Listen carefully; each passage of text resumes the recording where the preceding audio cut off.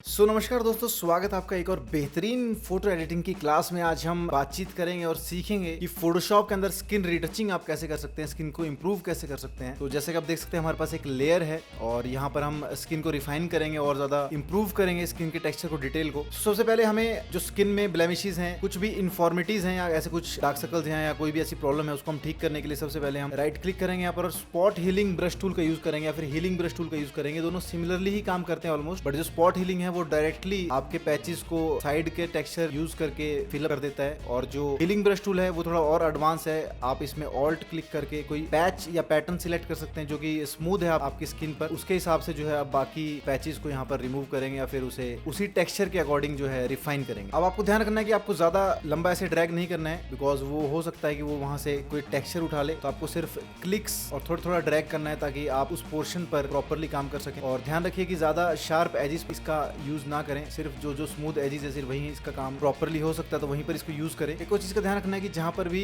ऐसे लाइंस हैं वहां पर आप ज्यादा इसको अप्लाई ना करें, नहीं तो वो डिटेल जो है वो खत्म कर देगा आपकी फोटो की। तो यहाँ पर आप कोशिश करें कि ब्रश को छोटा करके और फिर अगर कोई ऐसा पॉइंट है या फिर कोई ऐसी लाइन है या फिर रिफाइन करना चाहते हैं तो फिर वहां पर उसको छोटा ब्रश करके आप यूज करें। और ये सभी पॉइंट्स को मैं प्रूव कर लेता हूँ यहाँ पर। एक बार चेक करते हैं बिफोर एंड आफ्टर। ये बिफोर था और ये आफ्टर है। आपकी स्किन काफी इंप्रूव हो चुकी है पहले के मुकाबले। अब जो नेक्स्ट स्टेप है दैट इज आपकी स्किन को स्मूथ करना। तो हम फोटो को फिर से एक बार डुप्लीकेट कर लेते हैं। डुप्लीकेट करने के बाद आपको अपनी इमेज को और ब्यूटीफाई करना है, स्किन को थोड़ा और स्मूथ करना है। अगर आप फिल्टर में जाते हैं यहाँ पर और अदर में जाकर हाई पास एक फिल्टर है उसे अप्लाई करते हैं अपनी इमेज पर, ओके करते हैं यहाँ पर और इसे ओवरले मोड में डालते हैं। अगर आप ध्यान से देखेंगे जो आप इमेज है वो शार्प हो रही है। बेसिकली जो हाई पास है वो आपकी इमेज को शार्प करता है। तो अगर इसकी प्रॉपर्टीज को हम रिवर्स में या फिर उल्टा यूज करें तो ये बेसिकली आपकी जो स्किन है उसे शार्प की जगह स्मूथ करेगा। तो हम अंडू करते हैं पहले एक बार और यहाँ से अपनी इमेज को पहले इन्वर्ट कर लेते हैं और फिर जो है इस पर फिल्टर में जाकर अदर में जाकर हाई पास जो हम लगाते हैं और यहाँ पर ओके हम दबाएंगे और नॉर्मल को यहाँ से चेंज करके हम विविड लाइट में कन्वर्ट कर देंगे। और इसके बाद जो ये ज्यादा ब्लर यहाँ पर हो चुका है इसके लिए हम फिल्टर में जाएंगे और ब्लर में जाकर गॉसियन ब्लर अप्लाई करेंगे ताकि वो इफेक्ट जो कम हो जाए हाई पास का। और इसे उतना ही रखेंगे जितना ही हमें स्किन को स्मूथ करना है ताकि टेक्सचर भी बचा रहे और आपकी स्किन भी स्मूथ हो जाए। तो यहाँ पर मैं ओके दबाऊंगा एंड जैसे कि आप देख सकते हैं आपकी जो स्किन है वो स्मूथ हो चुकी है, बट जो स्मूथनेस है वो पूरी इमेज पर लग गई है। जैसे कि जो हेयर है उस पर भी स्मूथनेस आ गई, हमें वो नहीं चाहिए। तो उसके लिए हम इस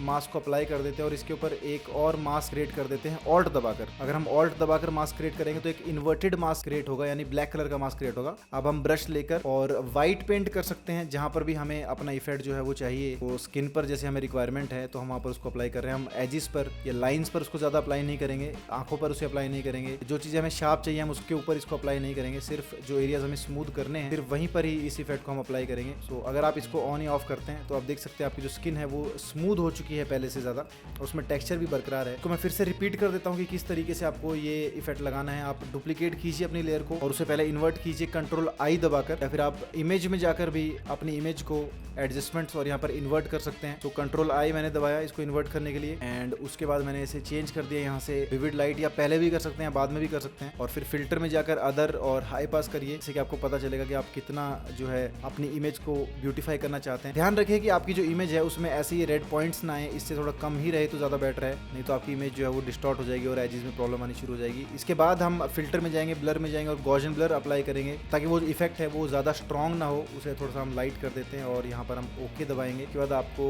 जो भी आपकी लेयर है पर एक मास्क क्रिएट करना है और ब्रश लेकर व्हाइट कलर से आपको पेंट करना उस मास्क पर, ताकि जहाँ पर भी आपको इफेक्ट चाहिए वहाँ पर जो स्मूथनेस आपको चाहिए वहाँ पर वो स्मूथनेस अप्लाई हो जाए, वो इफेक्ट जो है स्मूथनेस वाला वो अप्लाई हो जाए। ये है आपका बिफोर और ये है आपका आफ्टर। इसके बाद आप अपनी स्किन को, क्योंकि आपने स्मूथ किया है, थोड़ी ब्लरी हुई है, उसको आप और शार्प कर सकते हैं हाई पास लगाकर जो हमने पहले किया था। तो इन दोनों इमेजेस को सिलेक्ट कीजिए। उसके लिए हम अपनी इमेज को डुप्लीकेट और मर्ज करेंगे कंट्रोल ऑल्ट शिफ्ट और ई दबाकर। तो आपकी जो फुटेज है वो डुप्लीकेट और मर्ज हो चुकी। पहले आप इसे ब्लेंडिंग मोड को चेंज कर दीजिए, ओवरले में फिल्टर अदर और हाई पास में जाइए। तो जितनी भी शार्पनेस आपको चाहिए अपनी इमेज के अंदर उतनी शार्पनेस आप रख सकते हैं। और ये देखिए हमारी जो इमेज है वो पहले से ज्यादा शार्प आईज में डिटेल आ चुकी है। इसको भी आप ऑल्ट और मास्क कर सकते हैं ताकि आप शार्पनेस वाली लेयर को वहीं अप्लाई करें जहाँ पे आपको शार्पनेस की रिक्वायरमेंट है। मैं व्हाइट कलर का ब्रश लेकर यहाँ पर पेंट करता हूँ। तो जो शार्पनेस है सिर्फ एजिस पर या फिर आईज पर, आईब्रोज पर ही मैं अप्लाई करूंगा जहाँ पर मुझे उसकी रिक्वायरमेंट है, ताकि और जो चीजें हैं वो शार्प ना हो, जैसे कि स्किन है यहाँ से वो शार्प ना हो ज्यादा। तो ये बिफोर और ये आफ्टर अगर हम जूम करके देखें, बिफोर है और ये आफ्टर। तो आपकी जो इमेज है वो शार्प भी हो चुकी है, स्किन स्मूथ भी हो चुकी है। और अगर हम ओरिजिनल के साथ इसे कंपेयर करें तो ये आपकी ओरिजिनल लेयर थी और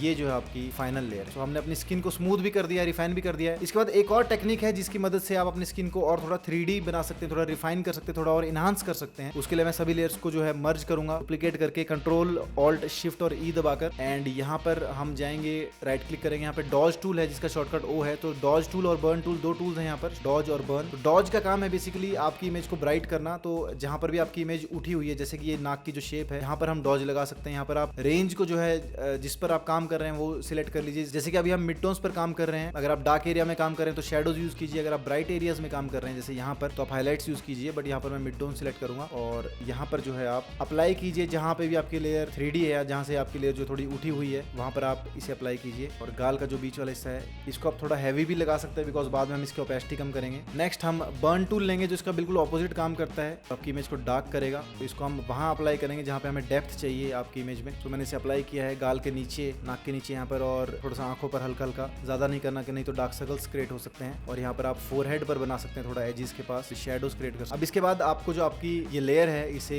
इसकी ओपेसिटी कम करनी है और सिर्फ उतनी ही रखनी है जो उसको एक 3Dनेस दे दे फोटो को, और जो इफेक्ट है वो ज्यादा विजिबल ना हो, नेचुरल लगे। तो अगर हम ऑन ऑफ करते हैं तो जैसे कि आप देख सकते हैं एक डेप्थ आ गई आपकी फोटो के अंदर और थोड़ा कॉन्ट्रास्ट बढ़ गया है और इमेज जो है वो ज्यादा रिफाइंड लग रही है। इस सेम टेक्निक को आप अप्लाई कर सकते हैं स्किन के साथ साथ अपनी और जो ऑब्जेक्ट्स हैं अपने उसके ऊपर। फॉर एग्जांपल अगर मैं यहाँ पर जाऊंगा और डॉज टूल को यूज करता हूँ अपनी यहाँ पर स्पीक की हुडी पर, तो यहाँ पर मैं इसे ब्राइट कर सकता हूँ। इस एरियाज को जहाँ पर भी उठे हुए हैं वो एरियाज में ब्राइट कर सकता हूँ।